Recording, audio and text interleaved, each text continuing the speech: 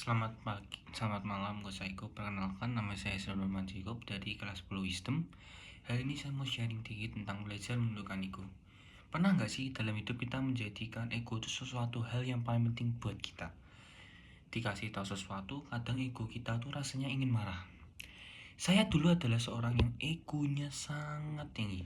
Saya kalau udah disenggol rasanya pingin banget yang namanya marah-marah. Atau kadang saya rasanya ingin juga membuktikan. Bukan karena orang tua saya yang meremehkan saya, tapi karena ada saya seorang anak tunggal yang tidak punya persaingan di rumah. Seiring berjalannya waktu, saya menjadi seorang yang penuh dengan ego. Tapi kadang saya tidak perlihatkan secara kata-kata, tapi kadang saya perlihatkannya dengan cara saya membuktikannya, dengan cara saya berperilaku. Nah, karena di rumah saya nggak ada persaingan, itu menjadikan saya orang yang kalau saat bersaing saya kelihatan lemah, saya tuh sangat tidak bisa. Perasaan emosi sering muncul dalam hidup saya. Bahkan kalau sudah panas, saya membalas kepada orang yang senggol ego saya.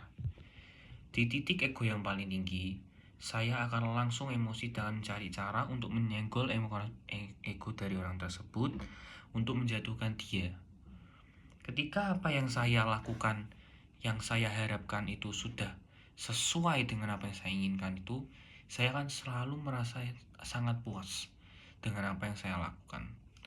Tapi berjalannya dengan waktu dan usia yang meningkat, dengan kedewasaan yang meningkat, saya sadar yang saya lakukan hanyalah untuk kepuasan ego diri saya sendiri, dan jika saya terus lakukan, itu akan menjadi hambatan bagi saya untuk bergaul karena orang-orang akan membenci saya.